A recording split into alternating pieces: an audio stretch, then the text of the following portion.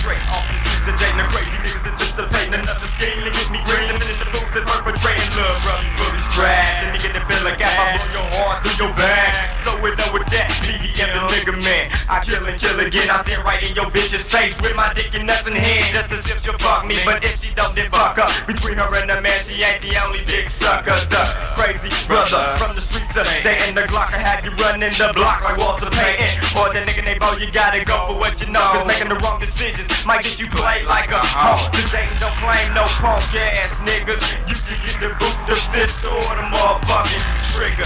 And this shit's like that. And I'm getting ignorant on the track like a gat rat that's ass stock. Sickle suck 'em, pick 'em, pluck 'em, buck 'em, fuck 'em, you doubt me. So now you cling to the NUTs, please. Say this shit, I'm coming rough as a dry cut. Scoping punks, busting blunts and smoking chumps like blood. That next number shit.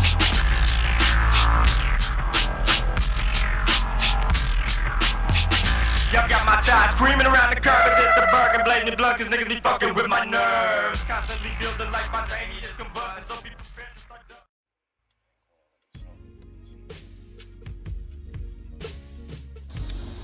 What's causing it is because they don't have no access to me. It's like they don't have no home trainer. Because, you know, parents can't do, you know, like what we said before, the parents can't do, you know, exactly what they need to do as far as disciplining the child and everything. Because with what's going on right now, it should have been null and void long time ago. Because they portray the violent motherfucker, you know what I'm saying, as that number one main motherfucker. I mean, they violent sells, you know what I'm saying, violence and sex, you know what I'm saying. Motherfucker with the biggest gun, you know what I'm saying, shoot up the most motherfuckers, you know what I'm saying, that basically that killer is that motherfucker and shit, and that's who everybody want to be, you know what I'm saying, once they glamorize it and put it on TV. Money is the root to all evil. Money is the key to all success. A piece of paper, that's sad, ain't it? That's sad that in my life, I can't provide for my son, for my wife, the way I want to, because economically I don't have it. I don't have that background. I don't have that what they call education. That's so important. Which education is important. I'm not knocking education. I'm just knocking the education that's involved. They teach us stuff that we don't need to know. You know, I mean, as far as you want to teach me some science and some chemicals, you know, teach me not to play with bleach. Teach me not to mix bleach and ammonia. You know what I'm saying? Teach me some stuff that I'm going to use in life. You know what I'm saying? I mean, you got to think about it. I mean, rocket scientists come out of the ghetto. You know? Man, it's just how it is, man. I mean, money and the situation, black people on top of black people. You know what I'm saying? That's a that's a problem. Too many black people in one place, you know, and then we claim that we can't get along. Man, we was brought over here in boats, bruh, and they fill up the bottom of boats. We had to urinate and pee and boo-boo just where we were, bruh. And people, as a people, they still stayed as a family. Black people, slaves, still stayed as a family when they got over here.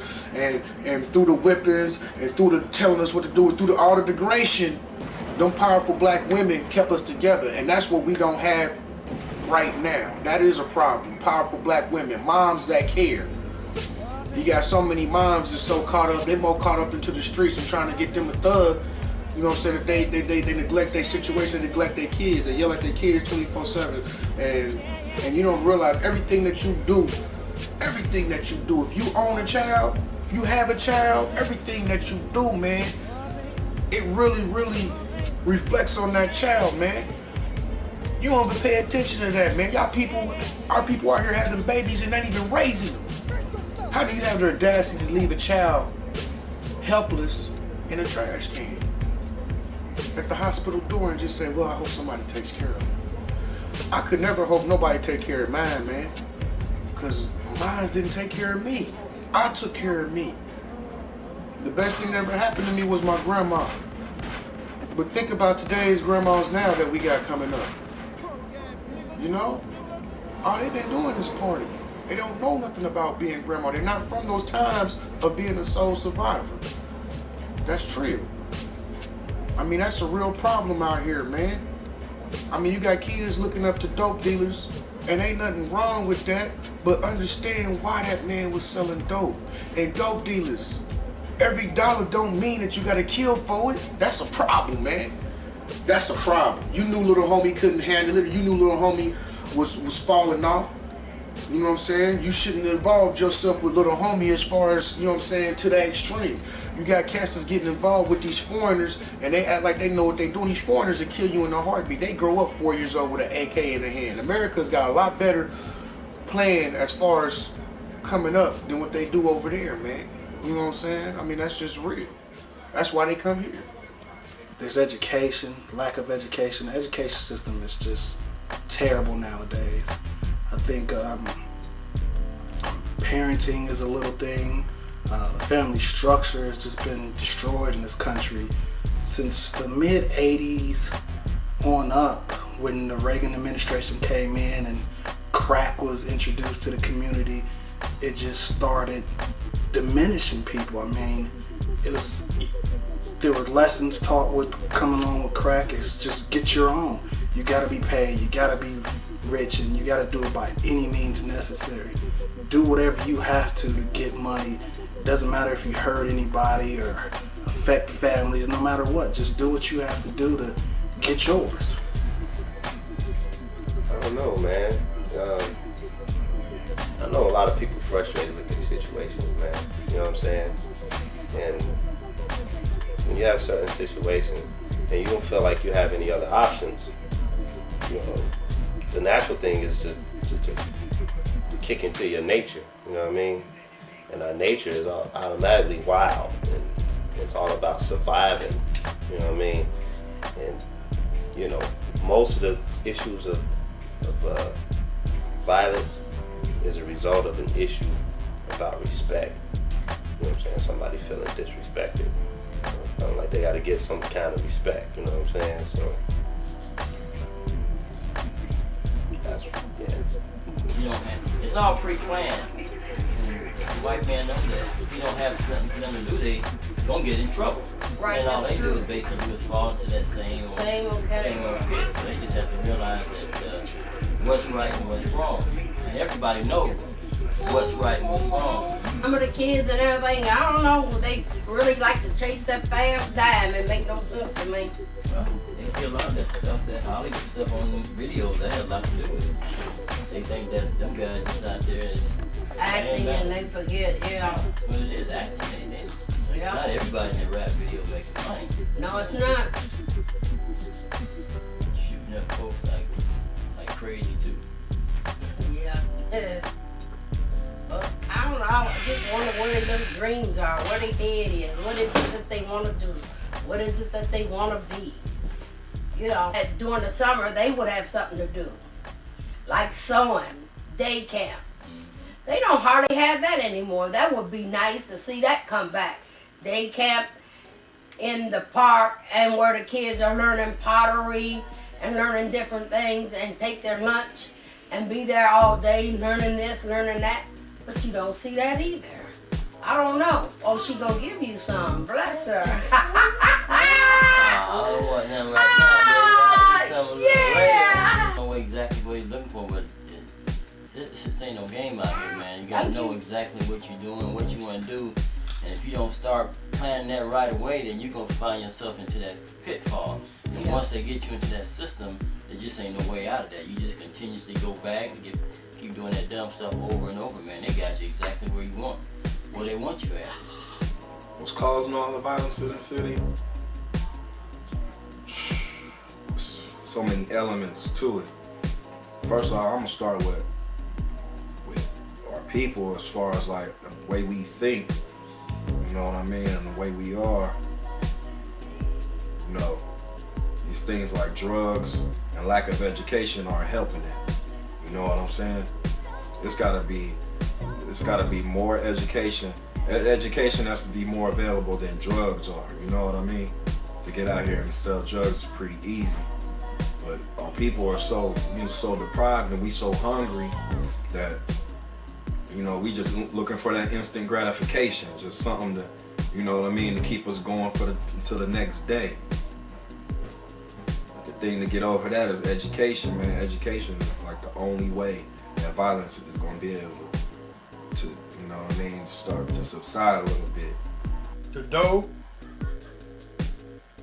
and kids that don't have both parents and stuff like that. And mostly women raising the kids and stuff like that. Just don't have a man in the house. That's my thing. No job. Niggas ain't got shit to do. They say the devil's, you know what I'm saying? The devil's playground is a man without work, you know what I'm saying?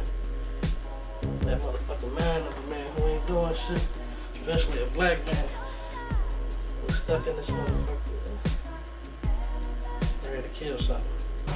I think what causes all the violence is money. I think it all stems around money. I think a lot of people go out and rob. They rob because, you know, not for the fun of it. Most of the time they're robbing, you know, to get money for things that they need or to feed their family or whatever. And I mean, I can understand sometimes why people get to that point and do that, because living today, I mean, you can't make enough money to survive with all the bills that you have to pay, with all the requirements, you know, with your rent, your car payment, your insurance, your electric, gas, all the bills that you have to pay. There's nothing left for anything else. And that's why people go out and rob and they kill and they sell drugs and they, you know, that's how they make their money. Boredom. People falling for what they think they should do when they get bored. There are no schools on our side of town no more. We don't own no gas stations. We don't own no grocery stores. Ain't no boys club, girls club. They build them pools and give us sprinklers in our park. People bored. They don't have nothing to do. All these kids is 15 and 16 now. They watch their parents work all their life and their parents sitting at home broke. So why should I be bored and broke when I go out, have fun, make money, and do violent shit? I think drugs is a huge, huge, huge problem. Once again, it comes with the upbringing, and when people don't have no hope, they turn to other alternatives. And the easiest way out is, you know, is to get high or get involved in drugs. And plus, also, as far as making money, I'll be honest with you, you know, if you don't go to school, they look to be able to sell the drugs on the street if they're in that environment to where they can make a quick buck by doing that. And it's just a snowball effect because it just, they see how easy it is to sell it. They get involved in it, and it's an instant high for them. It takes them away from reality. But drugs it's a huge curse in America right now, and it's a huge, huge problem. And we just kind of sweep it, you know, under the rug. This country, it's not a priority. You know, it's just kind of like the borders. You know, it's not a priority. You know, we're all worried about ourselves, and everybody's just worried about themselves and not worried about the problem around them. And people needs to, in the community, we need to get together and try to solve these problems. You know, one changed life at a time, just dealing with each person and each issue, and just dealing with it as one changed life at a time. There's nothing to do that is like, if you rich, then it's something to do. If you like middle class or working poor, there ain't too many places you can go and ain't too many things you can do except go to the club, because that's cheap. And then you get drunk and then something crazy happen and people start fighting, so then you can't go to the club. It's just, there ain't no jobs, people depressed, ain't nothing to do, ain't no money, and people just don't, it's like they just don't know what to do with themselves.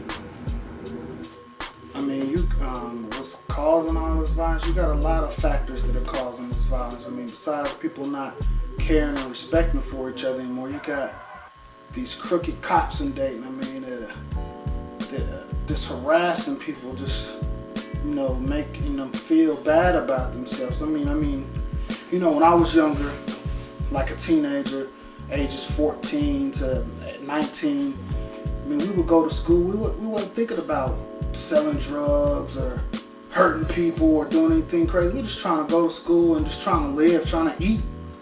And you would get off the school bus, and as soon as you get across the street from the school bus, you had a sheriff over there telling you to get out on the ground. They were doing a thing that I like to call cataloging. They would line everybody up, get your social security number, your name, your address, your phone number, any information they can get out of it, it's tracking you. Even though you aren't the problem, you know, when you start seeing that every day, you walk up the street and you got a police officer sticking his gun in your mouth and having you put your face in the damn mud, you start not caring. You start thinking, these are the people that's supposed to be out here helping me. These are the people that's supposed to make sure things go good in the neighborhood. But they making it a lot worse. They treating you like trash. You start feeling like trash. And if you nobody care about trash. When you get finished with bubble gum wrap, you stone on the ground. You don't care about that. That's trash. And when you start feeling like trash, you don't care about nothing else. And other people around you, your peers, they see you getting treated like trash. They feel like you trash too. They just don't give a fuck about you. And that's one thing that really hurt our community, is cataloging. That the police started doing that. It all started, you know, in the early 80s, mid 80s with your first Bush and your Reagan administration, when they started letting crack get out of control, and basically they were responsible for putting crack in the neighborhoods. It was meant to break you down. I mean, you had late 60s, 70s when you had people like the Black Panthers who were trying to help us, get us back on track, your Martin Luther Kings, your Malcolm X's. When people start getting enlightened and start doing for themselves and start doing for others in their community and helping their surroundings become better, and they can go further than what you expect them to, people get scared of that. The people that may be, like one of my favorite movies, Which Way Is Up? The Man. When the man has that ring out the window, has hand out the window and that ring shining, people, you know, he can't have, you know, anybody else shining but him, basically. And it's getting rough. I mean, that's one of the things I think is hurting, is causing the violence, along with the education system. The education system is terrible now. I mean, you know, ever since like about the Columbine time, they got this no tolerance in school. Basically, they got an attitude where they don't care really to me, because they're supposed to have like sign-outs for younger kids, kindergarten, first grade, younger kids. You're supposed to go to the office and they're supposed to check your ID. But I mean, I've been up to my son's school and my niece's school plenty of times, just walked in there and said, I'm here to get so-and-so. They don't ask me who I am. They just get the kid. They don't care. And then, you know, when I was in school, you had, like now they got one kindergarten teacher for the whole school. And you have 2, 3 kindergarten teachers, so you have kids for different levels. Kids that might be better at math may have this teacher. Kids might be better at writing, have this teacher, so they can focus on the things that they're not real good at. But it's only one teacher, so you might have a kid that already knows all his letters in kindergarten, and he's gonna get bored. He's gonna get bored just writing his letters. I've been doing this for who knows how long. Like my son, he's been writing for the longest. He's like, I'm tired of writing the letter J. I've been doing that for 3, 4 years now. And then when the kid gets bored, first thing I want to say is, oh, this kid's a problem child. You know, he don't want to do what the teacher's telling him. Hell, I get bored too. I mean, and then you got, even when you get higher in school, you know, middle school, high school, you got, you know what I'm saying, you start learning the same stuff over and over, and you get tired of it. And they're not really preparing kids for the future of getting them geared on focusing on what they're going to do for the rest of their lives, and helping them, guide them. That's what the main thing is, supposed to guide them so that they will be secure, be able to know what they want to do in life, what's going to be comfortable, what's going to make them happy, what's going to be able to get them money, and see if they want to have families in the future, what kind of job is going to benefit you and your family. Teach them things about 401k plans for when they do get jobs. Teach them about insurance policies. Teach them about paying their bills and balancing checks and things like that. They don't focus on those things. And basically, you know, you learn English. That's it.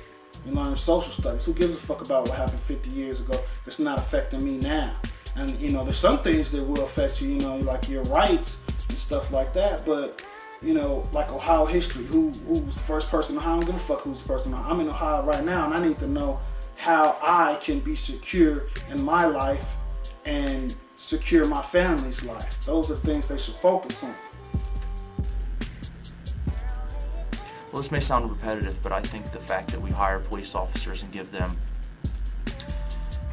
you know, complete power, you know, to do their jobs. The fact that the policemen are supposed to be referred to as sir and ma'am when they've earned no respect, you know, when they can go around and treat people poorly, you know, and they're everybody's judge. You know, they're the ones that dictate the law. When they can go around and treat me differently than somebody else for whatever reason that may be, you know, it's going to create a lot of angst. I think that starts with the police force. I think it starts with our judicial system and the way that they treat people differently. You know, America is supposed to be faceless. You know, we're all Americans. You know, we should all be treated the same way. If you break a law, you break a law. You know, obviously. You know, I completely support that. You know, and you know, if you break a law, you're punished. But everybody should be done the same way. You know, just because I can afford, I could possibly afford a lawyer that cost me $2 million doesn't necessarily mean I'm not guilty. And that's a flaw. That's definitely a flaw in our system. You know, when the police force can harass people that live next door to a drug house. You know, guilty by association? I don't think so. Everybody's supposed to be proved innocent until proven guilty. I believe it starts there. I believe it starts with the angst that's created by, you know, the separation of community.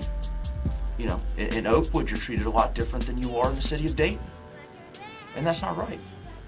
You know, as far as if everybody was dealt with and treated the same, I think it would create more camaraderie between communities, you know? And there would be less violence, less anger, less angst, you know, and also our economic system. You know, more jobs create more happy people. You know, you have more money coming in, you live in a nicer neighborhood, you're able to buy more things for your family, and you're able to take vacations. You know, that's another thing. I mean, how about the guy who works 60 hours a week and can never afford to take a vacation? All work and no play makes Jack an angry boy. That's the bottom line. I'm dedicated to the children. Hey.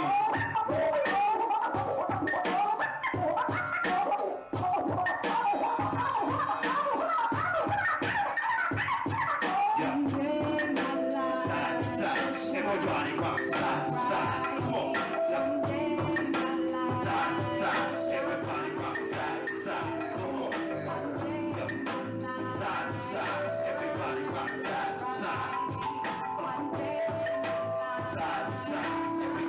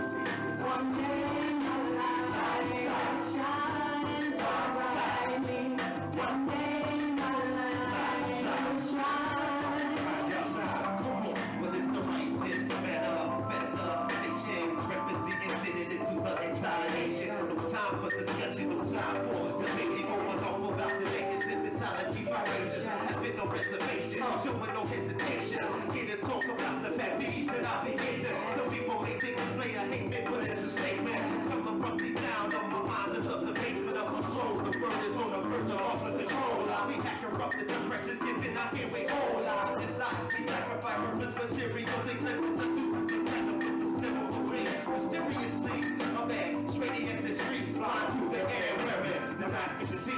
Flying through the air, wearing the mask of the city. Flying through the air, wearing the mask of the city. Everybody rock side to side. Young man, side to side. Everybody rock side to side. Young man, side to side. Everybody rock side to side. Young man, side to side.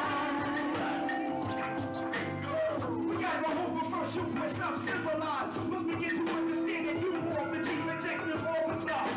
Administering decisive command, clear down the bylaw. The acclaimed option of 10 out of 10, believe in the pathfinder. So soldier, before you commit the padlocking options, analyze and apply your skyline wisely for some time. Cause and effect, you did get the consequence.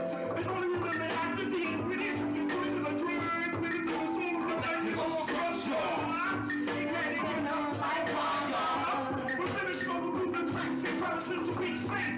Once a fortress of fortitude, now the contaminate the reservoir. Sabotage liquid, falsely quenching the thirst of war. We take the mineral Babylon, we delete the sun existed while the rhyme lords that remain. And the balance, reaching every link for a fleet of urban verbal communicators speaking and thinking that it's savage, yeah. They flip the rope 180 and scream that being a press couple. You're held accountable for what you do, you talk more. Quickly the heavens will reflect it upon your atmosphere.